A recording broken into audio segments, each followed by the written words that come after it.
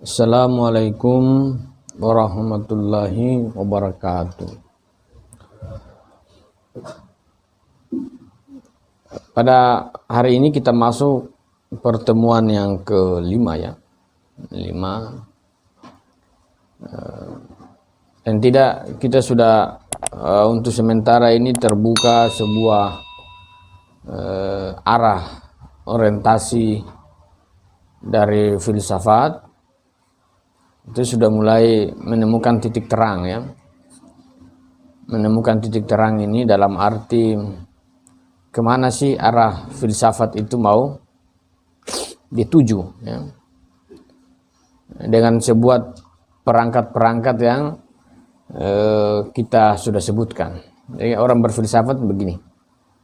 Jadi memang harus ada perangkat-perangkat.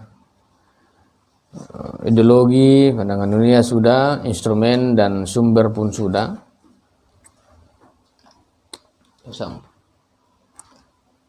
Sumber pengetahuan ya. Jadi instrumen ini baru ya. Instrumen itu adalah panca indera dan rasio. R1 ya, sering disingkat instrumental. Sedangkan sumber pengetahuan itu alam dan rasio yang kita singkat R2. Rasio sebagai sumber ya. Lantas untuk apa ini semua? Kalau sudah ada alam, sudah ada instrumental, sudah ada sumber, pertanyaan selanjutnya untuk apa? Mau dikemanakan instrumental dan sumber ini ya? Kita sudah punya indera, alat dalam artian ini. Kita juga sudah punya sumber pengetahuan dalam hal ini. Pertanyaannya untuk apa? Untuk apa itu indera, untuk apa itu sumber? Jawaban yang paling sederhana tentu arahnya pada sebuah bangunan pengetahuan untuk dihasilkan. Tapi sebelum masuk pada sebuah kerja pengetahuan, yang kita lihat ada alat, ada sumber yang mengindikasikan bahwa pada proses pengetahuan itu ada tahapan. Namanya kalau ada alat, ada sumber itu pasti bicara kerja. Cara kerja dalam sebuah elaborasi dua hal itu pasti tidak serta merta kan? Kalau misalnya ini spidol, alat tulis ya. Kemudian papan tulis ini sebagai sumber. Maka dalam elaborasinya itu tidak mungkin serta merta. Pasti dari alat, kemudian dia mendekati sumber. Maka dalam proses-proses itu dikatakan dengan sebuah tahapan. Maka dalam YouTube misalnya, YouTube teman-teman Jakfi Nusantara dengan tema mengapa aktivis berfilsafat, itu berkaitan dengan tahapan. Nah kalau kita bukan hanya aktivis, pada umumnya semuanya, paling tidak contoh itu yang saya ambil. Kalau kita tidak berfilsafat, salah satu urgensi dalam berfilsafat itu, ini tahapan. Kita melihat semua dalam sebuah proses, tahapan. Kalau kita tidak melihat segala sesuatu itu dalam tahapan, nanti yang ada emosional ya, yang ada mau cepat-cepat, yang ada mau serta merta. Padahal itu ada tahapan. Dan tahapan ini adalah terjadi juga pada pengetahuan. Dan di alam juga kan terjadi tahapan ya. Kita dari kecil tidak mungkin lahir langsung kemudian dewasa ya. Dia tahapan. Jadi orang-orang berfilsafat itu orang-orang yang senantiasa mencintai, senang dalam tahapan-tahapan proses. Kalau orang-orang aktivis seringkali mengatakan proses tidak mengkhianati hasil. Memang salah satu salah satu kelelahan, salah satu ketidakmampuan orang dalam berpikir itu karena ada memang tahapan. Dia sebuah kerja ya. Kecuali kita tidak menerima alat, kita tidak menerima sumber, maka langsung saja ya. Kalau kita menonton orang yang tanda kutip yang berfilsafat tidak sistematik, itu nanti sebentar dia hanya berbentuk sebuah falsifikasi dalam bentuk apa? Rasionalisasi dalam artian bahwa serta-merta segala hal itu dia rasionalitas, namun tidak melalui proses-proses tahapan. Padahal berpengetahuan ada tahapan. Apa tahapan itu kan proses ya. Jadi untuk menghasilkan pengetahuan itu juga proses. Ini baru proses, kita belum sampai pada ending pembahasan, yakni kebenaran. Jadi kalau kita mengatakan bahwa orientasinya adalah sebuah kebenaran atau sebuah kepastian, maka kepastian itu diantar dalam tahapan.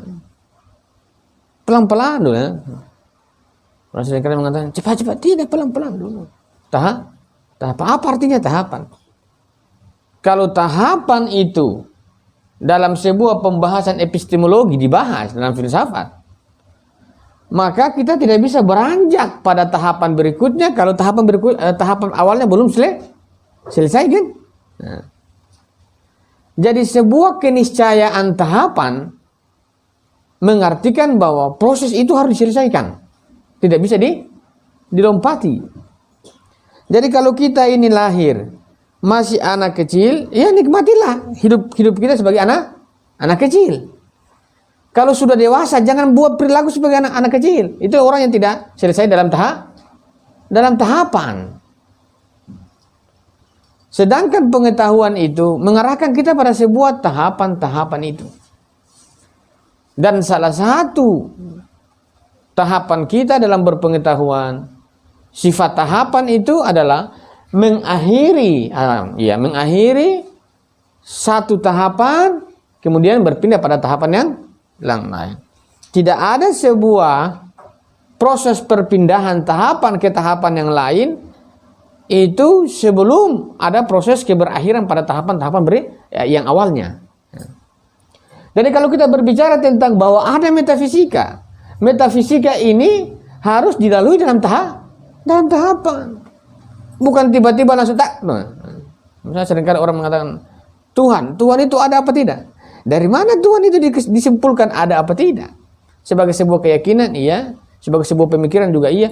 Tapi kita kalau coba menarik dalam sebuah struktur yang sistematik, maka kesimpulan itu dia beranjak dari mana? Kesimpulan itu dia mulai dari mana? Dari mana premis-premis yang dia susun? Ini tahapan. Jadi kalau kita berpengetahuan orang-orang yang epistemik bahasanya, orang-orang yang senang dalam filsafat, namun pola pikirnya itu dia tidak bertahap dan kehidupannya juga seringkali tidak mampu menjalani sebuah proses, itu bagi saya ada yang gagal atau ada sesuatu yang belum tertahkik misalnya. Ini tahapan ya. Kita lihat ini tahapan ya. Teman-teman sekarang 20 tahun, tapi dulu kan masih 1 tahun. Naik kan? Naik. Proses. Kenapa teman-teman bisa di sini? Pasti perjalanan ya, dilalui saja. Dan tahapan pengetahuan itu dilalui saja. Dilalui. Dalam pandangan kita melihat dalam filosof, ini bervariatif. Pada hari ini saya akan membahas pandangan-pandangan filosof barat terkait dengan tahapan. Filsuf Islam saya bahas, tapi saya dudukan pemahaman filsuf barat dulu. Jadi tahapan ini dalam baik muslim maupun barat pada umumnya itu melihat bahwa pengetahuan bertahap, walaupun ada juga tidak bertahap. Jadi ada 1 tahap, ada 2 tahap, ada sampai 3 tahap. Makin banyak tahapnya, justru dia juga harus makin sabar, dia harus betul-betul melalui semua tahapan. Namanya tahapan itu dilalui semuanya ya, dilalui semuanya. Hal demikian dalam pandangan dunia Eropa, misalnya kita ambil misalnya Descartes, ya, Descartes. Descartes ini melihat pengetahuan itu hanya dalam bentuk satu tahapan yang kita katakan sebagai sebuah tahapan rasional, ya, satu tahapan. Jadi kalau dia hanya memilih satu tahapan pertama, ini misalnya kita anggaplah tahapan rasional, dan dia juga mengambil cuma yang satu, itu disebut di satu tahapan. Jadi kalau misalnya ada 3 tahapan misalnya, ada 3 tahapan, tapi dari ketiga tahapan itu, dan jadi ada 3 tahapan, namun dari ketiga tahapan itu dia ambil satunya, itu berarti satu tahap, ya, satu tahap. Perhatikan baik-baik, ini tahapan. Jadi kalau saya mengatakan misalnya dalam konstruksi itu ada 1, 2, 3, ya kita anggap ini bertahap, ya. Nah, tapi kalau dalam sebuah keputusan epistemik misalnya, kalau dia cuma mengambil wilayah satu disebut satu tahap, apapun namanya, mau empiris mau apa, mau mistik, terserah. Ketika dia ambil 2 dan dia lepaskan 1 disebut juga satu tahap. Mengambil 3 dan lepas 2 dan 1 juga disebut satu tahap. Karena kalau tahapan berarti harus semua. Nanti pengujiannya itu hal lain. Tapi begitu makna tahapan begitu. Jadi kalau kita ini disuruh sekolah kelas 1 SD sampai kelas 6 SD, ya harus lalu semuanya disebut dengan tahapan. Kalau kita tiba-tiba langsung di kelas 6, itu apa namanya itu? Itu apa namanya itu? Kita kalau kelas 6 itu ada SD itu 1 sampai 6 harus dilalui kan? Tahapan begitu. Tapi kalau kita tiba-tiba mau kelas 6, itu namanya apa? Orang-orang yang tidak bertahap begini, orang-orang yang satu tahap begini, bisa chaos dunia, ya. Ini tahapan, perhatikan tahapan. Tahapan pengetahuan bertahap, ya. Nah, dalam pandangan Descartes, ya, saya kalau sebut Descartes saya fasih. Descartes lah, Cartesian. Itu mengatakan bahwa pengetahuan itu cuma satu tahap, dan itu tahap rasionalitas. Bahwa pengetahuan memang adalah bahwa pengetahuan itu sumbernya cuma di pikiran. Kan kalau kita lihat pengetahuannya dalam tema sumber pengetahuan, kan dia tidak masuk situ kan? Dia cuma di akal kan? Berarti dia satu tahap. Walaupun ada indera yang dia gunakan dalam semua pelacakan informasi alam dia atau indera dia tidak anggap sebagai satu tahap. Dia tidak ambil itu, tapi dia cuma mengukuhkan tahapan rasionalitas itu sebagai satu-satunya tahapan. Ini Descartes. Jadi hal-hal yang berbau ilmiah sebagai sebuah hal-hal yang praktis, hal-hal yang kita lihat, namun dia tidak memasukkan itu dalam sebuah tahapan pengetahuan, karena namanya alam meragukan, ya, meragukan. Maka sesuatu yang dia yakini adalah sesuatu yang sifatnya bagi dia, pada dirinya, dan itu adalah rasionalitas. Dalam bahasa lainnya disebut dengan idea, init idea juga terserah. Tapi pada pembahasan filsafat disebut dengan rasionalitas, itu adalah tahapan Descartes. Satu tahap. Ini fakta-fakta.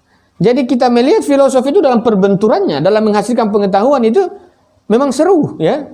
Ada yang menerima satu tahap, ada yang menerima dua tahap.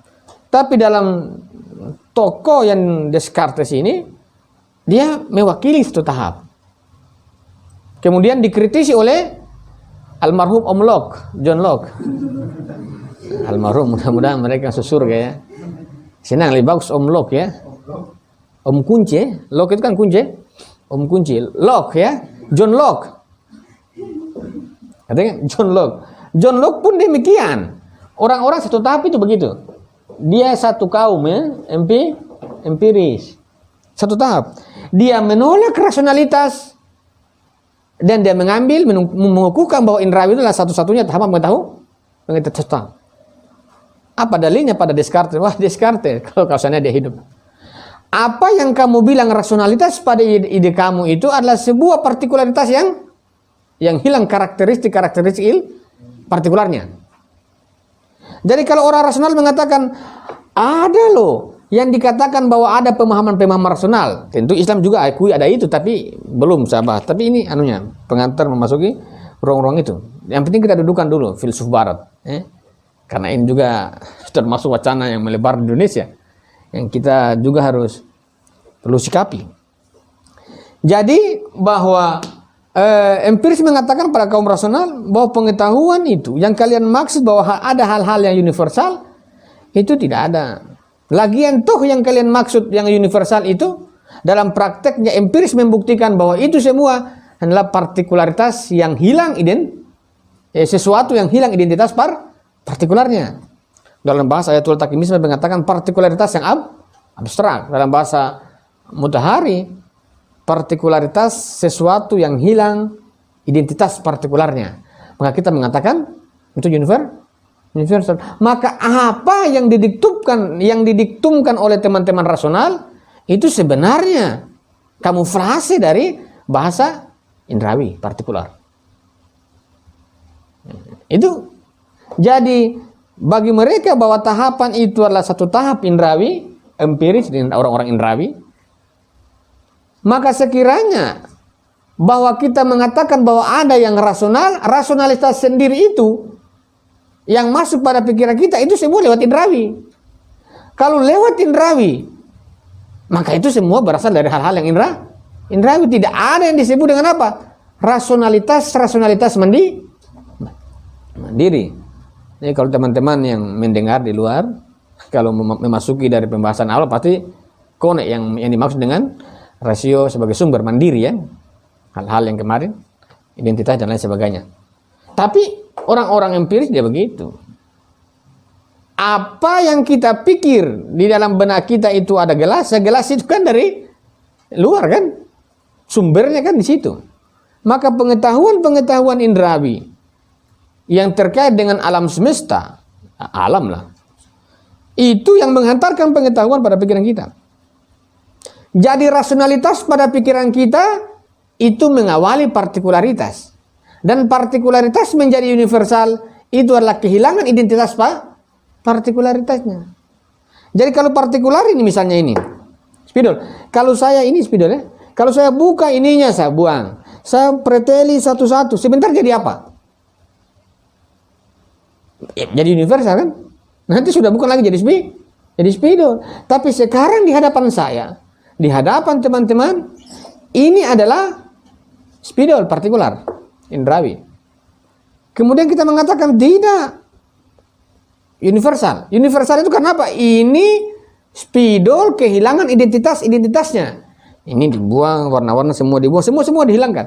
Nah, kemudian terjadi sebuah konklusi universal. Maka universal dalam pemahaman Barat, tidak ini sementara, itu adalah hasil dari partikular. Maka sebenarnya universal itu apa? Partikular yang hilang identitasnya. Ini Om Locke. Ini yang pertama. Ini dua figur ini adalah figur satu tahap. Kemudian masuk Immanuel Kant. Immanuel Kant itu menarik.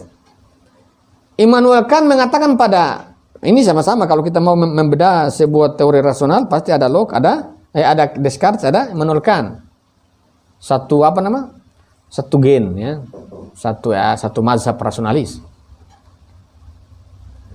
Ketika John Locke menghabisi Descartes, kemudian Kant mengatakan, wahai John Locke, kalau ini bahasa saya, tapi bahasanya begini, bahasanya dia tidak bilang Locke. Cuma kalau saya menghadapkan dia dengan John Locke, akan dia mengatakan, sejak kapan itu indera itu memberikan kamu bentuk ya?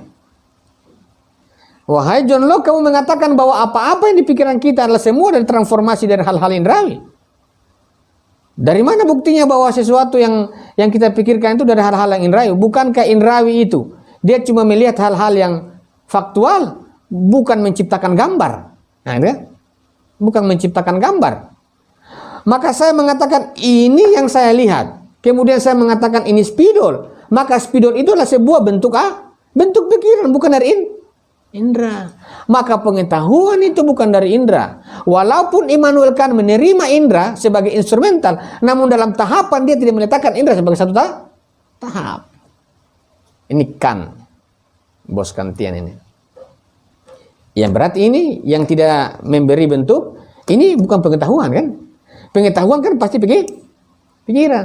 Maka ketika saya mengatakan ini yang saya pandang, kemudian ada sebuah gambaran yang hadir dan sesuatu yang hadir dalam pikiran saya, kemudian saya memberikan sebuah gambaran.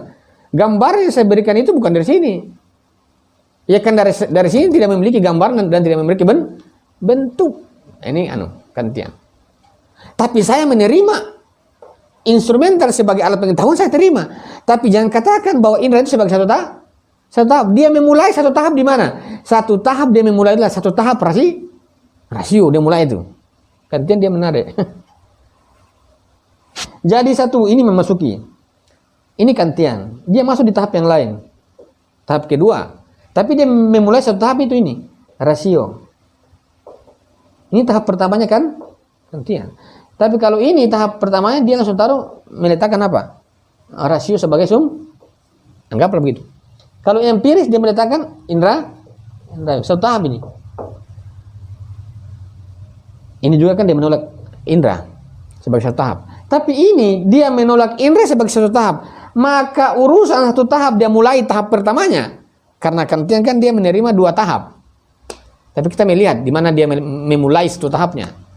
Dia memulai satu tahap pada Immanuel Kant itu tahap rasio sebagai alat. Karena misalnya begini, misalnya begini. Ini spidol ini kan saya bilang spidol. Spidol dari mana spidol itu? Spidol itu dari mana? Spidol itu dari mana? Dari konstruksi pikiran terhadap sesuatu. Tapi sesuatu sendiri belum ada gambaran. Apa yang ditangkap,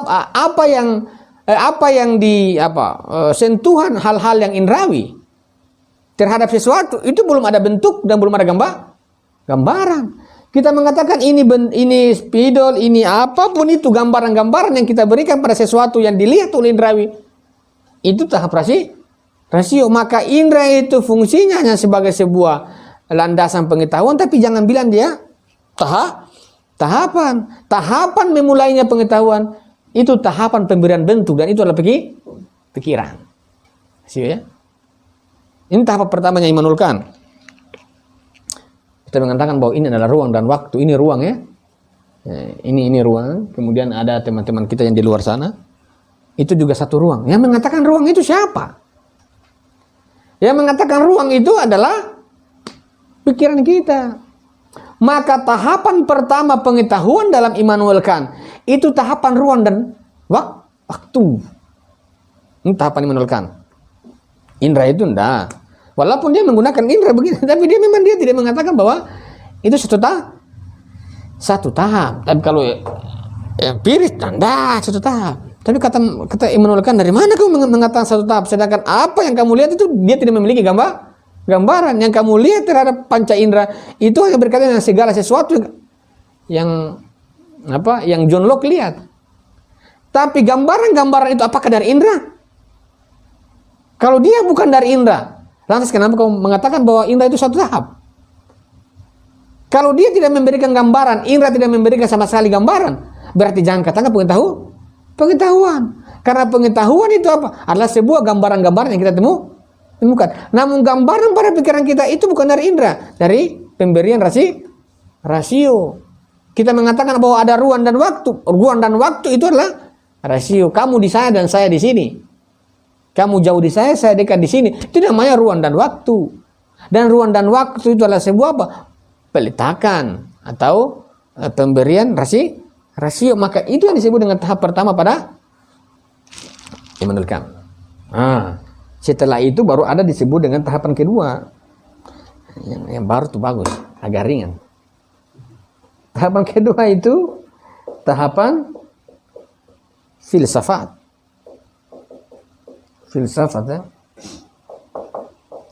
Filsafat. Ini tahapan kedua. Kalau kita memasuki ruang yang jauh, nanti teman-teman bahas pada kesempatan lain. Itu tahapan yang disebut dengan 12 kategori. Jadi kalau tahapan pertama Immanuel Kant ya. Jadi perhatikan dia menggunakan indera instrumental terhadap hal-hal yang dia kaitkan. Tapi untuk memulai pengetahuan itu bukan tahapan. Ya, itu yang menolkan ya. Kalau empiris jelas ya. Sebelum saya masuk Islam, saya dudukan dulu yang barat-barat begini, supaya nanti kalau saya masuk Islam itu teman-teman bisa melihat di mana titik perbedaan ya, yang sentral. Kalau saya masuk langsung itu bisa saja, cuma tidak menarik dalam artian kejelasan anunya, poin-poin mereka masih agak kurang. Jadi tahapan kedua bagi Immanuel Kant yaitu sebuah pikiran yang tidak ada lagi gambaran-gambaran ruang dan waktu. Jadi kalau tahapan ruang dan waktu rasio lah ya. Ruang. Tulisan saya kecil sekali. Ada kala kalau saya tulis saya lupa. Ruang dan waktu. Ruang dan waktu itu apa? Berkaitan dengan pikiran kita. Kalau teman-teman mau terapkan pasti berkaitan dengan apa? Rasio sebagai alat. Tapi kalau dia mengatakan bahwa ada sebuah fase di mana pikiran manusia mampu menangkap gambaran dan gambaran itu tidak berasal dari hal-hal yang indrawi, dia terlepas dari ruang dan waktu, itu berarti dia memasuki ruang, meletakkan rasio sebagai sumber. Ini dia semua mulai dari satu, kemudian dari dua. Maaf, yang satu itu salah satunya saya lupa. Ini laki-laki satu ini, Plato. Plato. Yunani juga punya ya. Yunani juga punya bos. Plato. Ragunya juga ada siapa Pirho. Ini Yunani. Yunani itu ada juga. Kan dia menolak alam kan. Yang dia cuma masuk di alam archetype. Satu juga itu Plato. Satu-satu. Tapi alam itu nyata mereka terima ya. Tapi memang kebanyakan pada irisan-irisan nilai. Jadi yang mewakili dua, yang mewakili satu, tiga orang ini. Mewakili dua, sementara ini adalah menurutkan bahwa tahapan pertama rasio berkaitan dengan ruang dan waktu. Jadi memang ada rasio dalam pikiran kita itu, dia memberikan sebuah predikasi terhadap sesuatu. Ini buku ya. Saya mengatakan ini buku juga itu sebuah peletakan rasio. Menguji misalnya teman-teman tanya anak kecil. Saya seringkali anak saya yang masih sekarang saya uji coba terus. Uji coba ya bahasa-bahasa yang tidak mengenal konsep kan. Ini apa?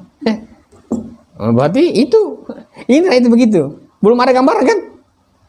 Betul itu kan? Itu betul menurutkan.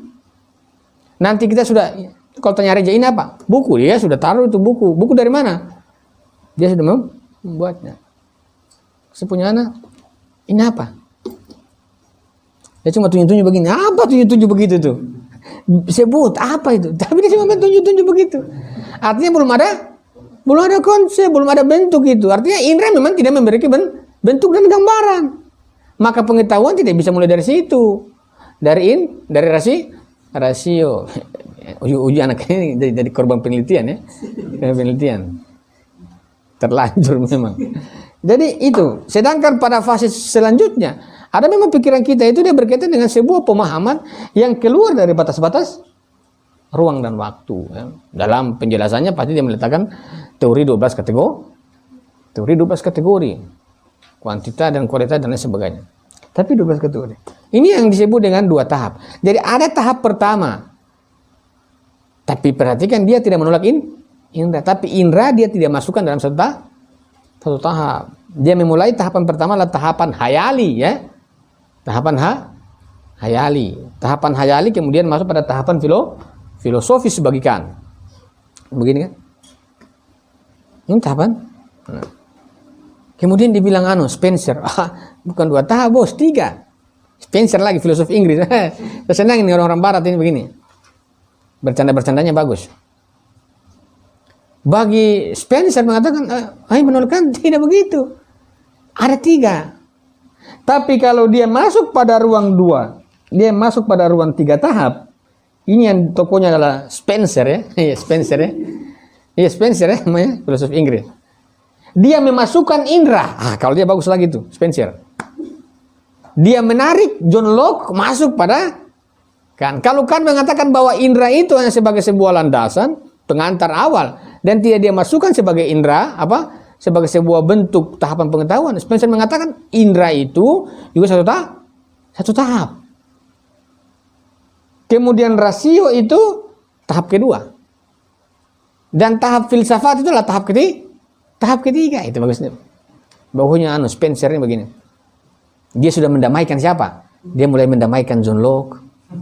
Dia mulai mendamaikan Kant. Ya. Bagus. Ini moderat ini Spencer. Jadi dia bahwa indera memang dia punya tahapan.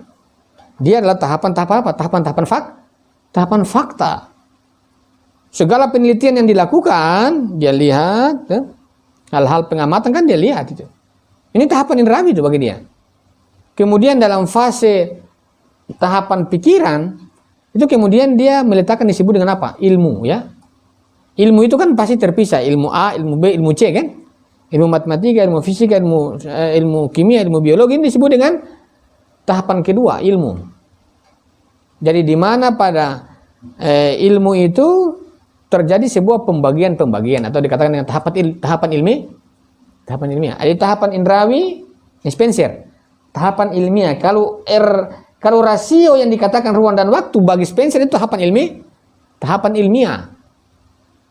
Tahapan ilmiah itu adalah tahapan di mana orang menemukan sebuah prinsip-prinsip hukum keilmuan masing-masing subjek.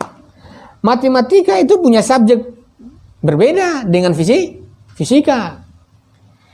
Fisika itu subjek pengetahuannya, pembahasannya itu berbeda dengan kimia. Kimia berbeda dengan agama berbeda dengan sosial dan lain sebagainya. Semua ilmu terkait dengan hal-hal yang ilmiah itu punya subjek masing-masing dan memang dia terpisah dalam artian tahap ilmiah. Jadi tahap indrawi, kemudian ada dia masuk pada sebuah tahapan ilmiah. Tahapan ilmiah, tahapan menggunakan rasio dalam melihat subjek-subjek tertentu. Dalam sebuah penggunaan rasionya, kemudian sampai pada sebuah titik universal yang disebut dengan tahapan filsafat. Tahapan filsafat itu adalah sebuah hukum umum yang diambil dari seluruh ilmiah yang berbeda-beda. Kalau kita mengatakan bahwa dalam pengamatan kita adalah bla bla, dalam tahapan ilmiah kita sudah menemukan subjek A, subjek B, namun pada tahapan filsafat itu kita mengambil seluruh hukum umum dari setiap tahapan ilmiah. Kemudian kita menemukan ini loh yang universal. Kalau itu universal, itulah disebut dengan tahapan filosofis. Tahapan filsafatlah tahapan yang tidak terbatas oleh ruang dan waktu. Kalau kita mau menggunakan bahasa Kant, kalau pakai bahasa Spencer, dia tidak terbatas oleh skat-skat ilmiah. Orang berbicara ilmiah pasti berbicaranya batasan dong. Batasan 1, 2 dan lain sebagainya. Tapi kalau bahas pada tahapan filsafat, sebuah tahapan hukum universal dan diterima yang itu bisa diberlakukan pada seluruh elemen-elemen ilmiah. Ini Spencer. Terus lantas setelah begitu dibilang Mars materialisme. Ndak. Kalau kamu bilang tiga tahap, kemudian dalam penempatannya itu harus dibuktikan. Dia mengkritik di Spencer bahwa Spencer, dia mengkritik Spencer materialisme dialektika. Mengkritik itu bahwa materialisme dialektika juga punya tahapan pengetahuan, tahapan indrawi sama, tahapan penggunaan rasio sama, tapi dia tidak menggunakan tahapan filsafat. Lah karena apa? Karena dia sejak awal menolak sumber. Maka dia punya tahapan terakhir disebut dengan tahapan praktek. Ini orang-orang. Jadi kalau materialisme dialektika itu dia tentu mengkritik John Locke karena John Locke itu cuma satu tahap. Tahap indrawi. Tapi kalau materialisme dialektika dia menerima indrawi, dia menerima Kantian, dia menerima Spencer, namun dia menolak Kant, dia menolak Spencer. Dia meletakkan satu metode yang disebut dengan praktek. Nah, bagus begini orang-orang. Jadi kita melihat pengetahuan itu tidak hitam putih ya, tidak hitam putih. Mereka ada menolak di satu sisi, menerima di bagian yang lain, mengkritisi di bagian yang lain. Itu sebuah fase perjalanan pemikiran begitu. Untuk apa semua itu mereka perdebatkan, mau 1, mau 2, mau 3, mau 4? Itu kenapa orang perdebatkan begitu? Lagi-lagi berkaitan dengan urgensi. Mereka mau memastikan kira-kira pengetahuan yang mampu mengungkap seluruh pertanyaan-pertanyaan manusia ini di tahapan mana. Tapi mereka sudah membuktikan memang ada pengetahuan tahapan itu yang harus dilalui. Makanya kalau materialisme dialektika dia meletakkan indrawi sebagai sebuah pengamatan, kemudian dia meletakkan tahapan penggunaan rasio, sebuah kalkulasi pikirannya, kemudian sampai pada ketika itu semua sudah menjadi sebuah kesimpulan hipotesa itu ditarik pada praktek. Dia masuk pada tahapan terakhir. Kalau itu terbukti baru dikatakan pengetahuan. Jadi pengetahuan pada tingkatan praktek itu pengetahuan yang paling tinggi. Jadi indrawi, penggunaan rasio, kemudian tahapan praktek. Itu pentingnya filosof dalam dunia Eropa. Tentu Islam juga meyakini beberapa tahap. Tapi itu insya Allah besok saya bahas tahapan Islam. Tapi teman-teman bedakan. Jadi tentu ada beberapa perbedaan dengan Islam, tapi mereka begini: Descartes, John Locke, Plato, siapa lagi? Immanuel Kant, Spencer, antara materialisme, dialektik. Ini tahap mereka bicara tahu. Kalau kita bicara instrumental ada sumber, alat ada sumber. Kalau ini dipadukan pasti bertahap itu. Ini namanya alat mau dipadukan ini pasti bertahap.